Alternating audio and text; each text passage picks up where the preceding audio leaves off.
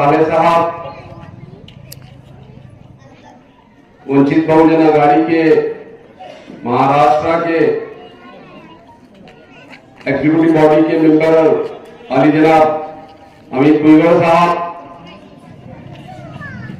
वंचित बहुजन आघाड़ी के शहर सदर मतीन पटेल साहब, एडवोकेट सलीम खान साहब, अनवर कादरी साहब, मगरे साहब, एडवोकेट अब्दुल अजीम साहब, मोहतरम बुजुर्गों और इस तरह साथियों, इज्जतदार माओ और बहनों,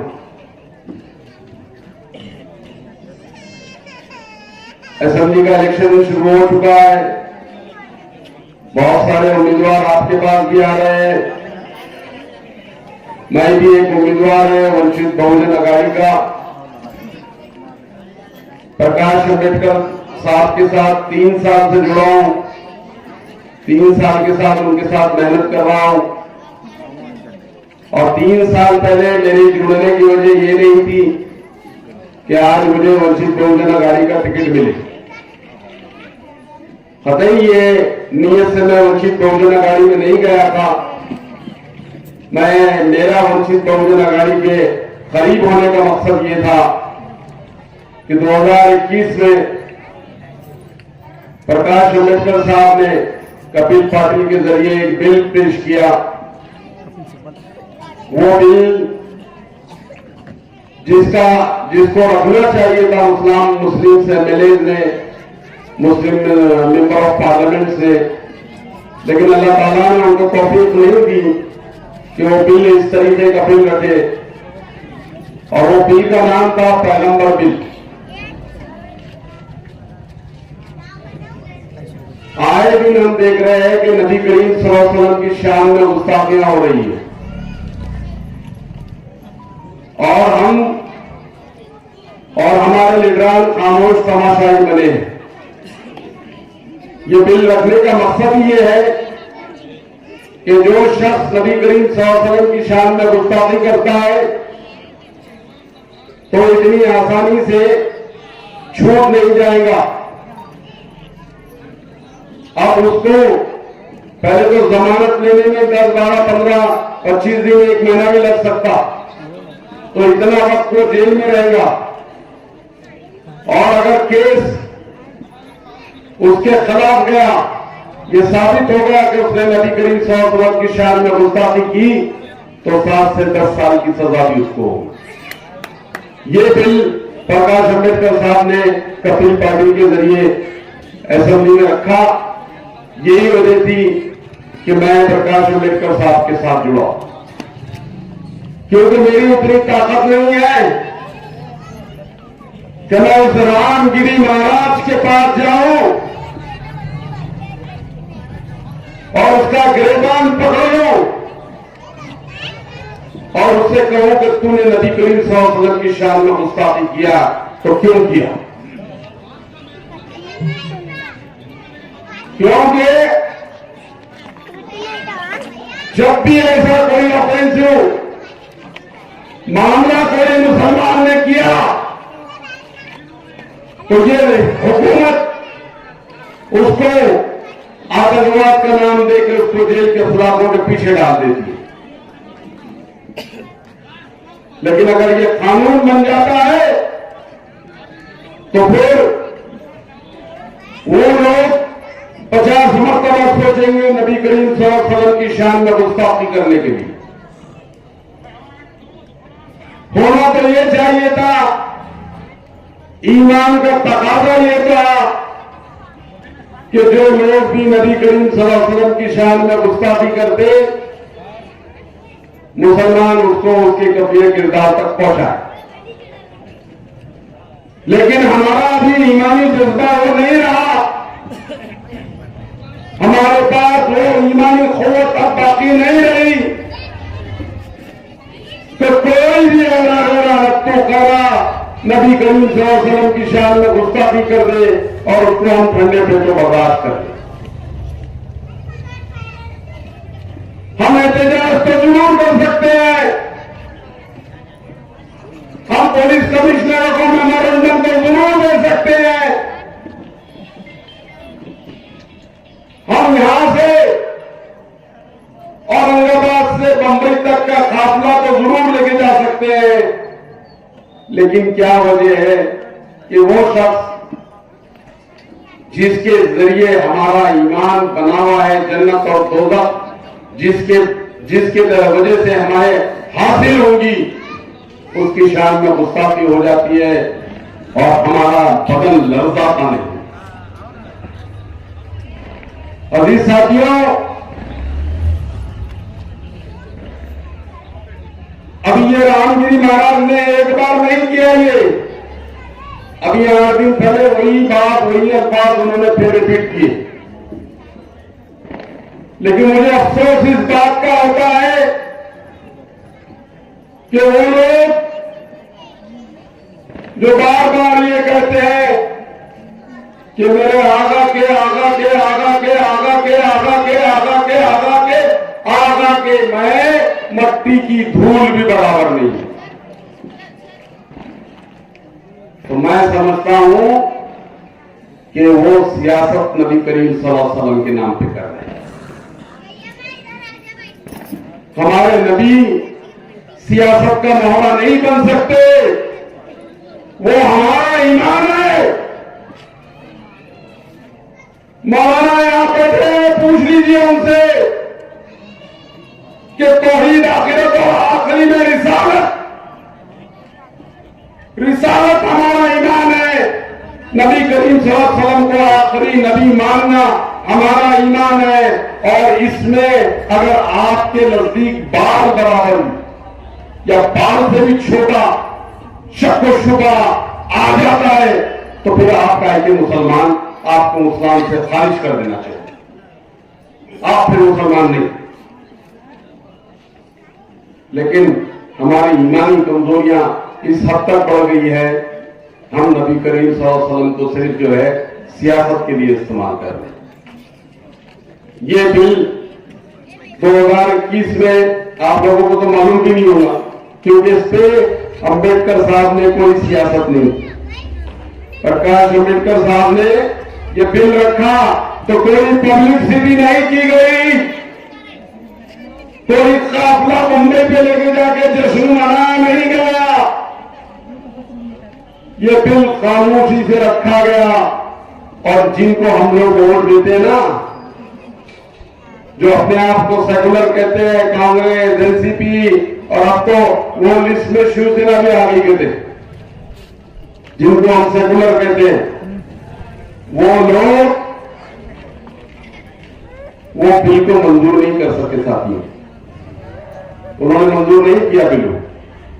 उसके बाद महायुति की सरकार आ गई, उससे तो हमको कोई उम्मीद ही वाबस्ता नहीं है कि वो बिल मंजूर करेंगे।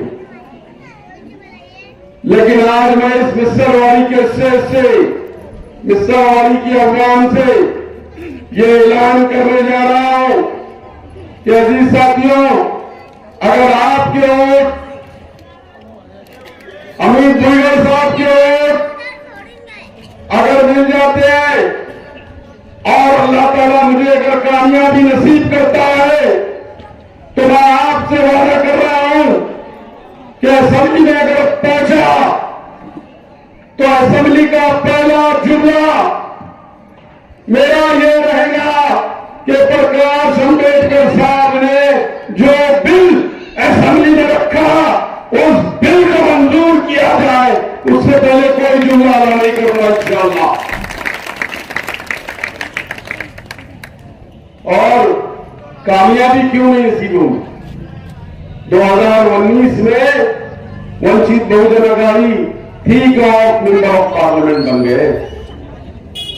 2024 में वंचित बहुजन अघाड़ी नहीं थी तो 1,34,000 से हमारी शर्मनाक शिकस्त हो गई। और जब बड़ा इलेक्शन था मेंबर ऑफ पार्लियामेंट का, 21 लाख वोटों का इलेक्शन था, आज 3,70,000 वोटों का इलेक्शन है। 1,30,000 मुसलमानों के पास है और 70,000 वंचित बहुजन अघाड़ी के पास। 3,70,000 वोटों में 2 लाख वोट ये 2 कौमों के पास। तो फिर हम जीतेंगे क्या हम हारेंगे? हम 39% मुसलमान, 19% वंचित बहुजन अघाड़ी का वोट, ये दोनों को अगर मिला दिया जाए तो अल्हम्दुलिल्लाह 58% वोट बनता है। और 58% वोट रखने के बाद ये कांग्रेस आ जाओ, एनसीपी आ जाओ, शिवसेना आ जाओ, बीजेपी आ जाओ, मन से आ जाओ, ये पूरे अगर एक जगह आ जाते हैं तो इस वंचित बहुजन अघाड़ी के उम्मीदवार जावेद कुरैशी को हरा नहीं सकते। ऐसा इंशाअल्लाह मेरा कहना। हार नहीं सकता उम्मीदवार, क्योंकि आपने पार्लियामेंट में इसका नमूना 2019 में देख चुके। मुझे पूरा भरोसा है और मैंने जब भी जो भी अलायंस के बारे में कहा, इस शहर औरंगाबाद में अल्हम्दुलिल्लाह वही साबित हुआ। पार्लियामेंट का जीतना इतना आसान नहीं है अजीज साथियों। 22% वोट आप लोगों के पास में से पूरे वोट एक जगह डाले तो हमारा उम्मीदवार चुन के नहीं आता। ये तो वंचित का हमारे पे एहसान था कि हमको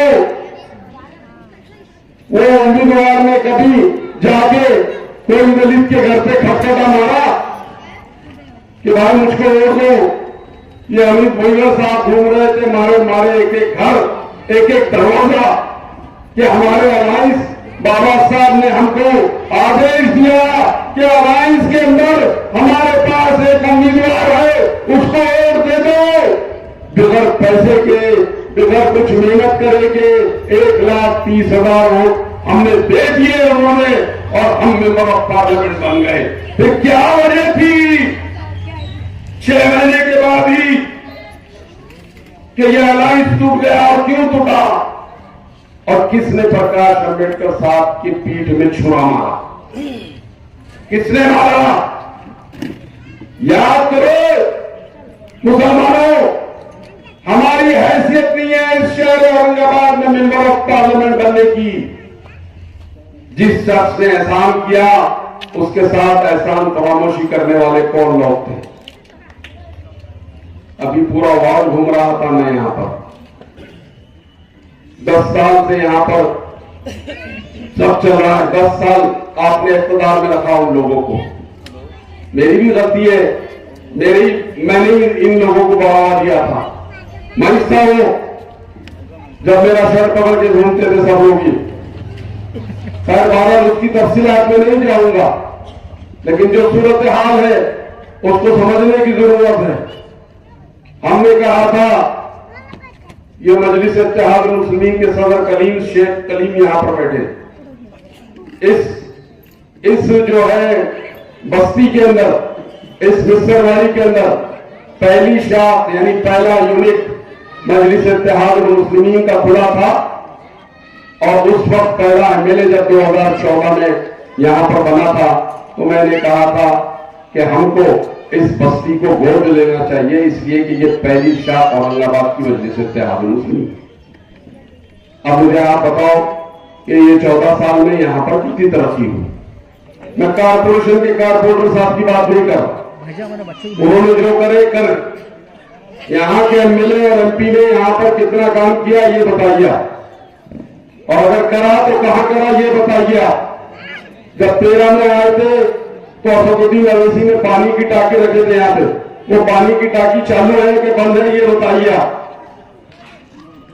ये जो दुर्गत है पूरे इस बिस्सरवाड़ी की, ये दुर्गत को सुधारने की जिम्मेदारी किसकी थी? जिसको 10 साल आपने ओढ़ दिया, 10 साल आपने ओढ़ दिया जिसको, ये उसकी जिम्मेदारी है कि वो उसके हल्के की एक बस्ती है जो इस वक्त बड़ी खराब बस्ती है, उसको कैसा सजाया जाए, कैसा संवारा जाए, किसकी जिम्मेदारी? और अगर खाली आप वोट देते रहेंगे और गिरफ्तार नहीं पकड़ेंगे, सवाल नहीं करेंगे, तो आप ऐसे ही रहेंगे जैसे अभी।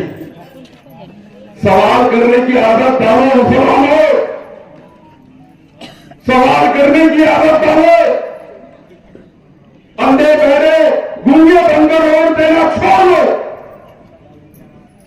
अगर वो लीडर आए तो उसको खौफ होना यहां आने का कि मैंने यहां पर ये वादा करा था, ये वादा मेरा पूरा नहीं हुआ, मैं किस मुंह से यहां पर जाऊंगा। और अगर वो मुंह लेके आता तो उससे कौन सवाल करेगा। पकड़ो ना, तुम्हारी रिवायत है, भूल गया तुम्हारी रिवायत को। मौलाना अक्सर अपनी तकरीरों में कहते हैं मस्जिद के अंदर कि एक वक्त हजरत उमर को एक बूढ़ी बद्दू खातून ने पकड़ लिया कि है उमर, हमको तो बैतुल माल से एक एक कपड़ा मिला था, ये तुमको 2 कपड़े कैसे मिल गए, ये कहां से लेके आए।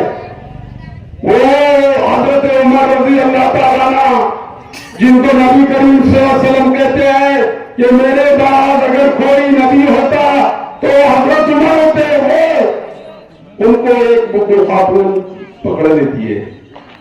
हमारे को क्या हुआ, वही कौम की रिवायत है, वही तालीम हमारे पास है, वहां से ही सारा जो है निकल के हमारे पास आता। तो हमको क्या हुआ कि हम जिसको वोट दे रहे हैं उसका गिरबान पकड़ने की हमारे अंदर हिम्मत नहीं है।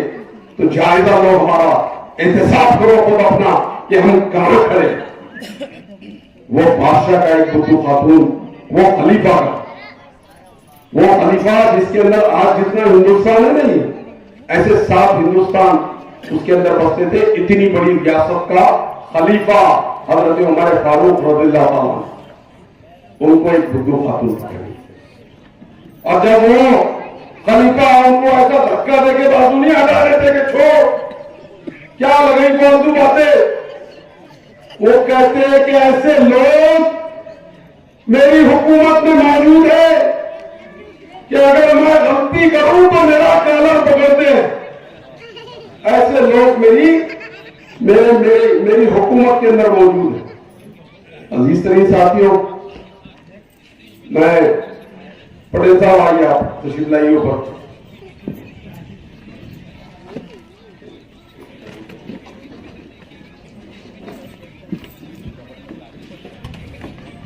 तो ऐसे लोग हमारे पास रहा करते थे। अब हमारा ईमान को हमें टटोलना चाहिए कि हम कहां जा रहे हैं। और अगर अब आएंगे वो लोग, अब जावत पुलिस आके खड़े हो गए ना, 1-2 दिन में तुम्हारे पास बराबर तशरीफ लेके आएंगे वो, यहाँ पर बहुत परेशानी है उनको। लेकिन मैं पूछता हूं कि उनसे सवाल करिए कि किबला हमने 10 साल आपको वोट दिया, पूरी ईमानदारी से कोई आपने हमारे ऊपर कोई खर्चा नहीं करी, गाड़ी से हम निकले, सेंटर पे गए, वोट डाले, सब करे तुम्हारे साथ। हमारे साथ तुमने क्या किया। कलीम यहां पर मौजूद है, सलीम पटेल साहब यहां पर मौजूद है, इनसे पूछ लीजिए कि इस मिस्टर वाली को गोद लेने का प्रस्ताव किसका था। इस मिस्टर वाली को गोद लेने का प्रस्ताव जहां शेख कलीम आपके बच्चे का था, जहां सलीम पटेल आपके बच्चे का था, वहां जावेद कुरैशी ने इसके ऊपर मोहर लगा दी थी कि जनाब एमएलए साहब आपको इस बस्ती को गोद लेने हैं। अभी पटेल साहब के साथ कल मैं अंबर हिल गया, पूरा घूमे, ये भी मेरे साथ घूमे। अंबर हिल के लोगों को पूछा मैंने, जब मैं रोड के टेढ़े मेढ़े रास्तों से गुजर रहा था, उनका ड्रेनेज का पानी उन रास्तों से गुजर रहा था, पीने को पानी नहीं है, चलने के लिए लाइट नहीं है, साफ सुथरी रोड नहीं है, ड्रेनेज का कोई नज्म नहीं है। अंबर हिल की बात कर रहा हूं, ये साफ गवाह इस बात के बैठे हैं यहां पर। मैंने बोला आपने कितने बार वोट दिया किसको, बोले हमने दोनों टाइम पतंग वोट दिया। तो मैंने बोला वो आप आए तो तुमने पूछे क्यों नहीं उनसे कि हमारे पास तो एक पैसे का काम नहीं हुआ। तो मैं बार बार आप लोगों से ये कहता हूं कि सवाल करने की आदत डाली। मैं कल जाके वहां वादा करके आया उन लोगों से कि मैं अगर अल्लाह ताला मुझे कामयाबी नसीब करता है तो उस अंबर हिल का नक्शा बदलूंगा इंशाअल्लाह। और मिसरवाड़ी के लोगों से मेरा पुराना वादा, जब 2013 में यहां पर एक शाख बनी थी, उस वक्त का मेरा वादा है, मेरा ख्वाब है इस मिसरवाड़ी का उस कलीम से पूछ लीजिए आप कि मैं इस शहर को इस बस्ती को गोद लेने की बात कर रहा हूं। गोद लेने से मुराद कि अगर मेरी जो सुरक्षा निधि आएगी तो उसका इस्तेमाल कहां होना चाहिए, या जो मुझे गवर्नमेंट से फंड मिलेगा वो फंड का इस्तेमाल मैं कहां करूंगा। तो मैं आज आप लोगों को वादा कर रहा हूं, मैं इम्तियाज जलील नहीं हूं कि झूठा वादा कर दूं। मैं जावेद कुरैशी हूं, आज वादा करके जा रहा हूं और अल्लाह ताला ने कामयाबी नसीब कर दी तो आप देखेंगे इंशाअल्लाह अगले 5 साल यानी 29 में आपको इस बस्ती का नक्शा बदलता हुआ नजर आएगा। मैंने यहां 1913 में वादा करके गया था। मेरी बदनसीबी ये है कि मैं उस ताकत के साथ नहीं जुड़ा रहा, इसलिए कि वहां मक्कारों का टोला जमा हो गया पूरा। आए दिन नई नई बातें, नए नए तमाशे शुरू हो रहे हैं। अभी आपने देखा कि यहां के एक एमएलए थे हमारे, वो एमएलए कहते हैं कि मैं औरंगजेब रहमतुल्लाह अलैह की खबर को उखाड़ के फेंक दूंगा। अब पैसा उखाड़ेंगे, क्यों उखाड़ेंगे भाई? औरंगजेब रहमतुल्लाह अलैह से तुम्हारा क्या लेना देना? और जब कुछ दिन पहले यानी 1.5-2 साल पहले की बात बता रहा हूं, या 1.5 साल पहले, जब औरंगजेब रहमतुल्लाह अलैह का हम स्टेटस रख रहे थे मोबाइल पे, टीपू सुल्तान रहमतुल्लाह अलैह का स्टेटस रख रहे थे हम मोबाइल पे, तो कितने बच्चों के ऊपर गुनाह दाखिल हो और क्यों हुए? अब उसके बाद जो है एक ही शख्स था जिसने सिर्फ नबी करीम औरंगजेब रहमतुल्लाह अलैह की खबर पे जाके फूल चढ़ाए, उनकी जियारत की, और वो स्टेटस से मुसलमान बच्चों की गुनाह दाखिल बंद होना। और उस वक्त का चीफ मिनिस्टर कहता है ये कि वहां पर उनके ऊपर फूल चढ़ाना, उनका स्टेटस रखना गुनाह नहीं है। ये किसकी देन थी? ये कौन कर रहा? ये किसके कहने पे हुआ? और जब तुमने जिन लोगों को ताकत दी थी वो क्या कर रहे थे? वो क्यों सामने नहीं आए? वो क्यों लोग कह रहे थे कि हम शिवाजी महाराज के माहौल क्यों कह रहे थे? तो जो आप लोगों के साथ में है उस जमात को वोट दोगे, या जो आप लोगों से धोखाधड़ी कर रहे हैं उस जमात को वोट दोगे? किसको देंगे वोट आप? जो कहता है कि नबी करीम सल्लल्लाहु अलैहि वसल्लम की शान में गुस्ताखी करने वाले को 7 से 10 साल की सजा हो, उसको वोट देंगे? क्या तो ये कहेगा कि मेरा औरंगजेब से आए मिले गिले फिले चले गए, उसको वोट देंगे? किसको वोट देंगे हम? 2 पार्टियां आपके पास मौजूद है, जिसको वोट देना है। और ये उम्मीदवार जावेद कुरैशी की शक्ल में आपके पास, ये आपका भाई, आपका बेटा खड़ा है। 30 साल से शहर में अपनी खिदमत दे रहा हूं, दीनी खिदमत दे रहा हूं, मिली खिदमत दे रहा हूं, समाजी खिदमत दे रहा हूं, सियासी खिदमत दे रहा हूं, सारे खिदमत 30 साल से शहर में कर रहा हूं। कोई उंगली उठा के बता दे कि हमने कोई गलत काम कभी किया है? या आएंगे जिनके पास आपसे वोट मांगने को, अल्लाह का रसूल का दुआई देंगे, मिल्लत की दुआई देंगे। अरे मिल्लत के रखवालों, ये रोड का हालात क्यों है हमारे ऐसे? हमारे महल्लों के अंदर सहूलतें क्यों मुहैया नहीं है? ये बड़े बड़े दावे करने वाले 10 साल दिए ना तुमको, 10 साल देने के बाद भी अगर हमारी सूरत हाल तब्दील नहीं हो रही तो तब्दील कर दो उन लोगों को, बदल लो उन लोगों को, हटा दो उन लोगों को जो हमारा काम नहीं कर सकते, हटा दो उन लोगों को। नई उम्मीद की किरण आएंगी, नए लोग आएंगे, नए लोग आपके खिदमत करेंगे इंशाअल्लाह। क्या पहले हमने लीडर यहाँ पैदा नहीं किए? क्या डॉक्टर रफीक ज़करिया को हमने यहाँ पैदा नहीं किया? क्या अब्दुल अजीम को यहाँ पैदा नहीं किया? क्या अमानुल्लाह मोतीवाला को यहाँ पैदा नहीं किया? क्या लीडर हमने नहीं बनाए इस शहर में? रफीक ज़करिया साहब ने एक बड़ा इदारा मौलाना आजाद कॉलेज खोल के ऐसी यूनिवर्सिटी के जरिए बेहतरीन इदारा कायम करके गए। लाखों बच्चे तालीम से फैज़ हासिल कर रहे हैं।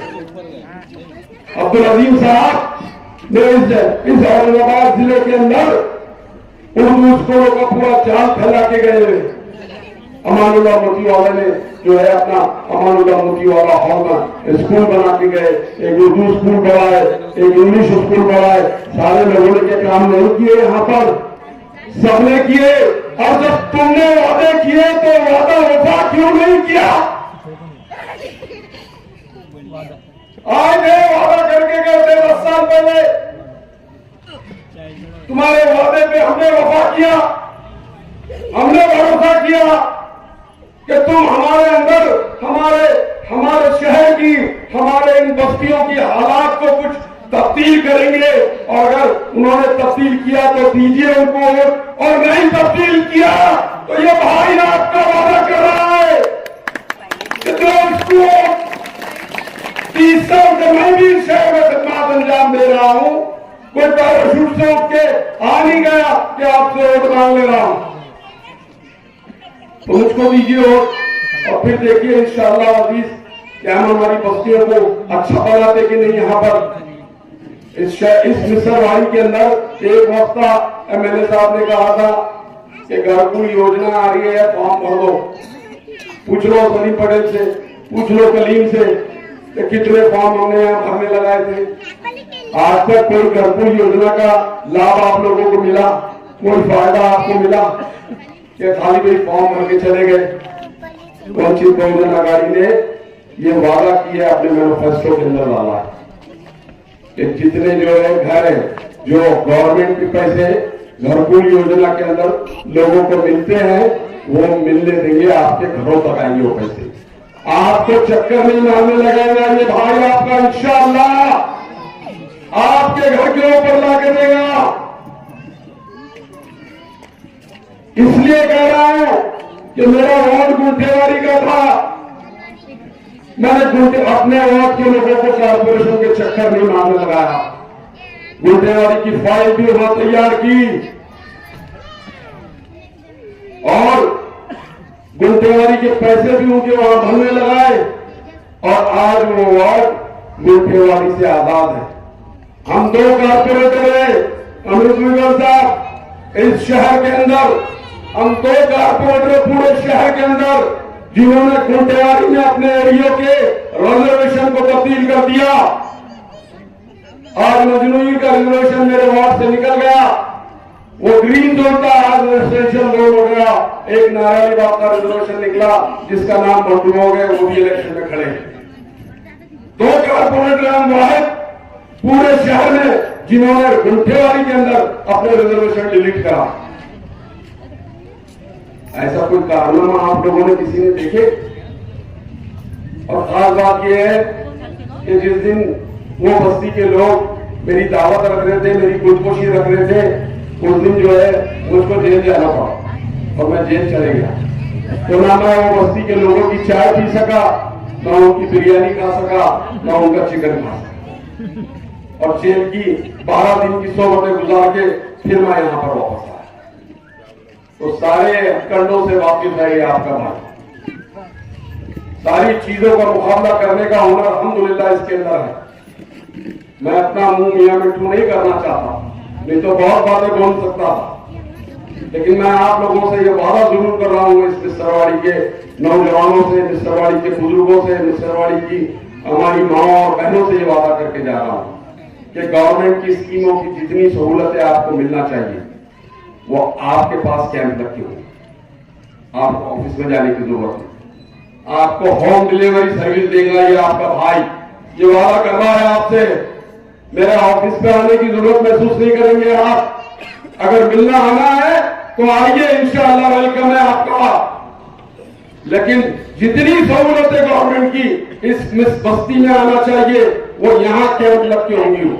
यहां के अभ्यर्थी हो, ये वादा कर रहा है आपसे। लेकिन आपको तब्दीली लाना पड़ेगा। 10 साल जिनको आजमाया इनको तब्दील करना पड़ेगा, इनको रास्ते से हटाना पड़ेगा। और जो लोग ये समझ रहे हैं ना कि हमने मुसलमानों को यरगमाल बना लिया, यरगमाल को मतलब किडनैप कर लिया, किसी हमारे वोटों को किसी ने किडनैप कर लिया, तो हम उनको ये भी बताएंगे कि औरंगाबाद के मुसलमान लोग किडनैप होते नहीं। ईट का जवाब पत्थर से देना अच्छी तरीके से जानते हैं। अगर तुम हमारे साथ वफा नहीं कर सकते तो हम तुम्हारे साथ ज्यादा लंबा चल नहीं सकते। तो जिन्होंने हमारे साथ वफा नहीं की उनके साथ लंबा जाने की जरूरत नहीं। और जो लोग ये समझ रहे हैं कि वो दादागिरी बहुत करते, तो मैं उनको समझा दूं, दादागिरी करने में हम उनके बाप हैं, हमारे से बड़ा दादा नहीं है उनके पास कोई। वो समझ रहे हैं कि हम डरा के धमका के ये इसको कुछ करके उसको कुछ करते, कभी पुलिस का डर डाल के ये सारे तमाशे करेंगे। तो ये सारे तमाशों के हथकंडे हमको अच्छी तरीके से वाकिफ है। तो किसी को घबराने की जरूरत नहीं है, किसी को डरने की जरूरत नहीं है। ऐसा कुछ रहा तो आप हमको फोन करिए, इंशाअल्लाह अजीज हम उनको बताएंगे कि हम कैसे तुम्हारे बाप हैं। तो इससे कोई घबराने की जरूरत नहीं है। अजीज सभी साथियों, अब वक्त हो चुका, तकरीर का वक्त भी करीब खत्म होने को आ रहा है। अभी आधा घंटा बाकी है वैसा, लेकिन हमको और दूसरे प्रोग्रामों में जाना है, लिहाजा हम आपसे जो है यहाँ से विदा लेते हैं। लेकिन इस वादे के साथ कि आने वाला वक्त जो है इंशाअल्लाह अजीज ये दो समीकरण, दो कौमों का मिलाप के साथ खत्म होगा। अगर ये दो कौमों का मिलाप हो गया तो यहाँ से जीत यकीनी है। इस बात को समझिए आप अच्छी तरीके से। आप